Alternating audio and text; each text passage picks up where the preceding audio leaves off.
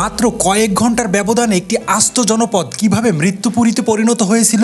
বাগেরহাটের রামপাল উপজেলার ডাকরা গ্রামে 1971 সালের 21শে মে ঠিক কি ঘটেছিল, যা আজও ইতিহাসের পাতায় এক বীভৎস ক্ষত হয়ে আছে। হাজার হাজার শরণার্থীদের রক্তে কেন লাল হয়েছিল মোংলা নদীর জল, কুখ্যাত রাজাকারের সেই নারকীয় তাণ্ডব, আর কয়েক হাজার মানুষের করুণ পরিণতির অজানা সত্য জানবো আজকের ভিডিওতে। তো চলুন শুরু করা যাক। 1971 সালের 21শে মে বাগেরহাটের রামপাল উপজেলার ডাকরা গ্রামে নেমে আসে অমানবিক অন্ধকার। প্রায় 10,000 হিন্দু শরণার্থী ভারতে যাওয়ার উদ্দেশ্যে ডাকরা কালীবাড়িতে জমায়েত হয়েছিলেন। তারা নদী ও খালের তীরে শতাধিক নৌকায় আশ্রয়ের আশায় দিন গুনছিলেন। স্থানীয় বিশ্বাস ছিল আধ্যাত্মিক নেতা নোয়াকর্তার আশ্রয়ে সবাই নিরাপদ থাকবেন। কিন্তু স্থানীয় রাজাকার ও শান্তি কমিটি লুণ্ঠন ও প্রতিশোধের নীল নকশা তৈরি করে। দুপুর 1টার দিকে রাজাকার কমান্ডার রাজাব আলী ফকির 2 নৌকা সশস্ত্র বাহিনী নিয়ে প্রবেশ করে। নদী ও খালের তীরে থাকা শরণার্থীদের ওপর শুরু হয় বর্বরচিত ব্রাশ ফায়ার। প্রাণ বাঁচাতে মানুষ কালী মন্দিরের দিকে ছুটলে চারদিক থেকে ঘিরে ফেলে। পুরুষদের আলাদা করে লাইনে দাঁড় করিয়ে সরাসরি গুলি চালিয়ে হত্যা করা হয়। নারীদের শাড়ি পরে পালানোর চেষ্টাকারী পুরুষদেরও খুঁজে বের করে জবাই করা হয়।